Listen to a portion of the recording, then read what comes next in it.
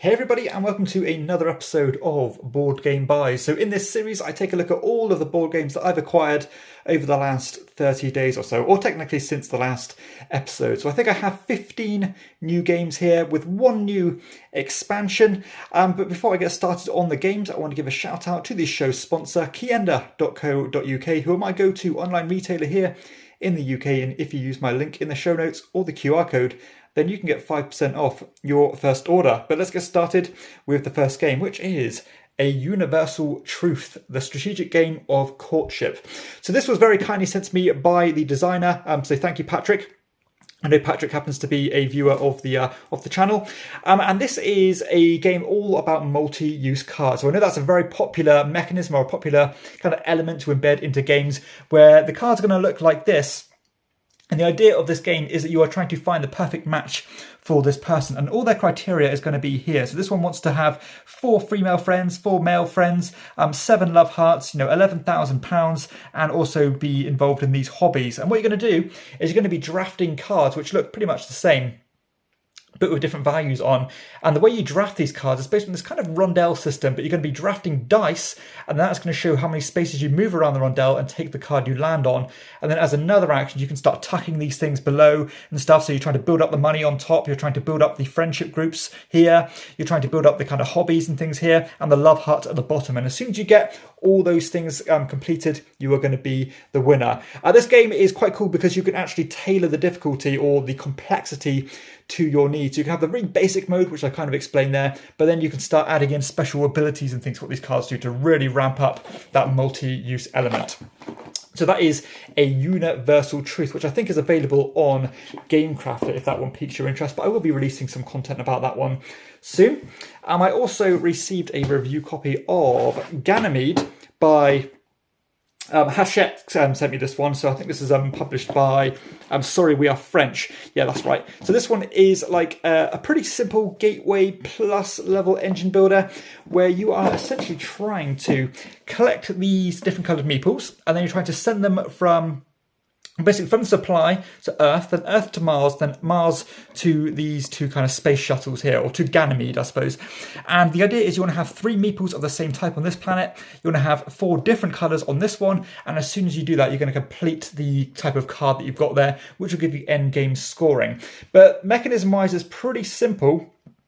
We're going to be acquiring these cards to let you shift things around, but the more you collect of the same type, the stronger it gets. But you're also rewarded by collecting different types, because if you get 1 of each different type of cards, then you basically get to complete a ship without even having to contribute anything to it. I also got the expansion of this one, which adds a little, little thing extra, a few little sideboards to add to the main board here.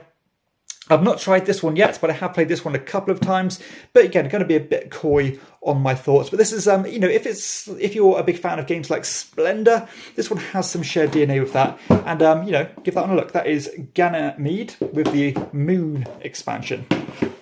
I was also very kindly sent a couple of games from a company called Peaky.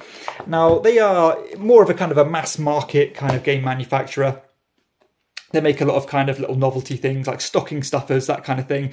So they're not really hobby style games. But I like party games. I'm always willing to give things a try. So the 3 I have here are What's the Actual Factual? So this is one of those games where you are trying to bluff that you know the answer to a difficult question. One of them's going to be true, and then you're trying to convince other people that your lie is the truth, and then you're going to get points dished out accordingly.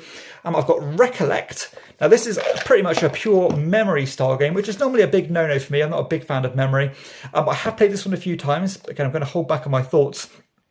But, it's surprisingly good, or, it's pretty fun at least.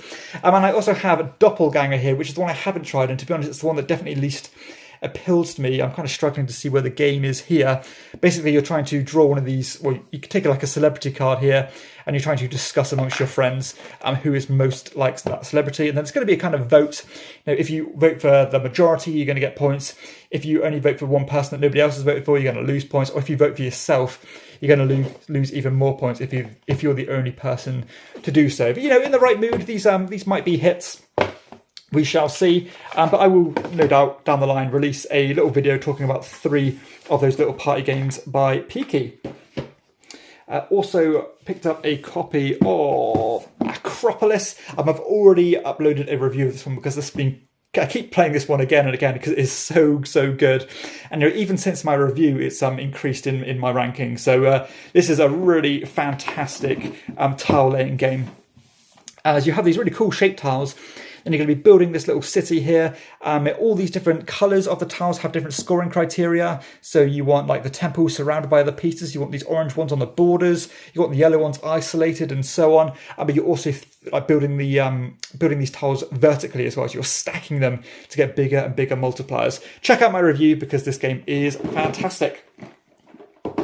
Moving on then, I have another review copy of Sobek. 2 players. So this is a Cathala and Sebastian Pauchon co-design. So I generally like Pauchon games, but I'm not so keen on Cathala games in general. But I had a lot of buzz about this one. A lot of people saying this is a kind of an essential 2-player game, and one that's kind of broken through that glass ceiling in being a great 2-player game of recent years. Certainly more on the abstract style of thing, as you're moving this Ankh around, collecting tiles as you go, getting set collection bonuses. You're basically multiplying the goods type by these scarabs on it. But it has this cool mechanism where if you skip over tiles, you take them as like corruption, which is like your negative points you can accrue throughout the games. And then there's some kind of bonus powers and things thrown in. Again, I've had played this one a couple of times, but yeah, I will play it a few more times to solidify my thoughts. Also, we have a copy of Dirk Hen's Speculation. So I actually don't know too much about this game, but another designer I generally like. Dirk Hen made some great games. This one is an economic kind of stocks and shares style game. So, generally I like those style of things. I think this one is on the simpler side of things. Recently I've had some hits and some misses in this genre. A big miss being Bear Raid. That was a big calamity for me. So hopefully Speculation will kind of recover and kind of draw me back into this genre of games. So I'm looking forward to trying it, but 3 to 6 players, 45 minutes, relatively straightforward. And again, another one that I think has stood the test of time somewhat, and it has its admirers. So that is Speculation. On to some big dog here. So we have finally a copy of Golem. So Golem, definitely one of my most anticipated games of last year. Unfortunately, there was a big delay for it to get to the UK. Finally got a copy, and I've already got this one to the table. But again, I'm going to hold back on my thoughts, but I should be releasing a review relatively shortly. So this is like the latest game by Gili, Brasini and Luciani, 3 just outstanding designers. And this game is almost built on the back of Grand Austria Hotel, where the drafting system is very similar, but instead of drafting dice, you're drafting marbles, not only based on how many marbles there are in these different action columns, but also the colour of those marbles. Then you're essentially going to be chasing these golems down these streets, because these golems are going to give you powers when you activate them, but every round they're going to just automatically start running down the streets. And if you can't catch up with them and can't control them, you can lose points. Very involved Euro, lots going on here, so I don't want to go too much on a tangent talking about all the mechanisms. But, I finally got it in the collection, and we'll be talking about it in some detail in the next few weeks.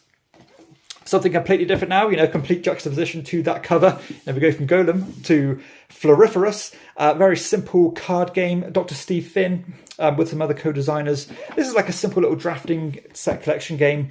Kind of going through this column system, picking up cards, and then picking up scorecards as well. So, maybe you'll get X amount of points for every poppy you collect, that kind of thing. But it has this kind of cool, like initiative system where depending on where you draft from that column, it depends on the player order for the next round. Simple filler. Steve Finn, good designer, but generally, he's a bit of a one-hit wonder in terms of great games, in terms of Biblios. But Floriferous generally has received good praise. And there we have it.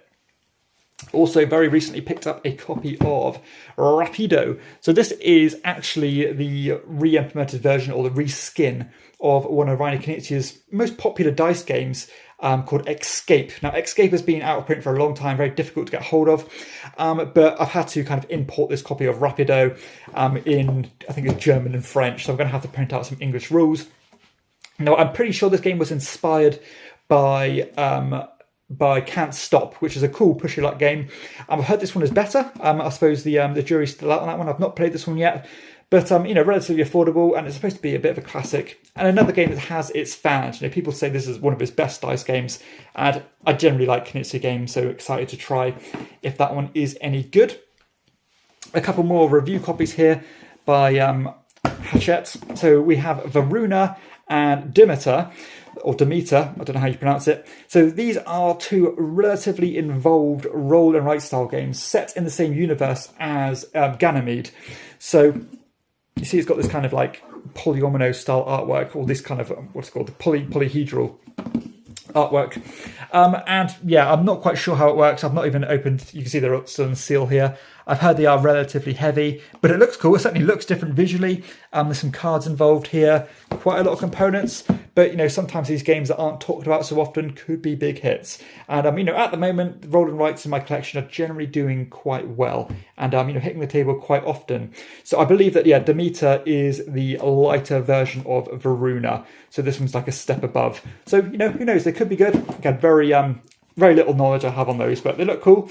And the chap who works at Hachette said, Dan, I reckon you'd like these. I'll chuck them in the box and give them a go. So that's what he's done. So that's very kind of him. So thank you. And on to the last couple now. So I finally have a copy of Pergamon, 2nd edition by Stefan Dora and Ralph Lind. This is actually a Kickstarter by Eagle Griffin. Been after this game for a while, and I'm really happy they've reprinted it. So this is, I think, is like a select set collection and bidding style game, and it almost has this bidding system that I've not seen before, and I can't remember the details about it, but I remember it completely intriguing me.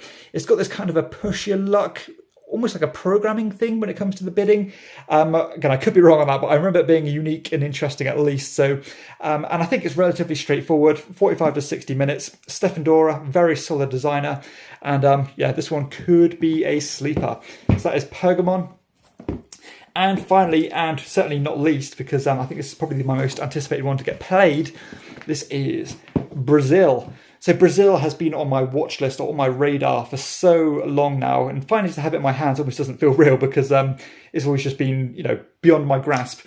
So Brazil Imperial is like a Euro-inspired 4X game, and you don't really see games that look like this anymore. This is like right up my alley. Love the artwork, love the kind of colonial theme. You just don't see it in Euros nowadays.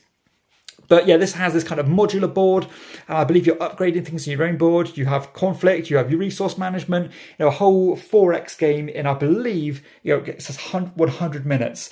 So on paper, this is like got me salivating. I think this is going to be, well, in my head, this game is going to be absolutely phenomenal. Again, still in shrink. I've not started reading the rules yet, but the buzz for me, or the anticipation for me is, red hot, because I cannot wait to play this game, and it's certainly going to be right at the top of my list of games to try next.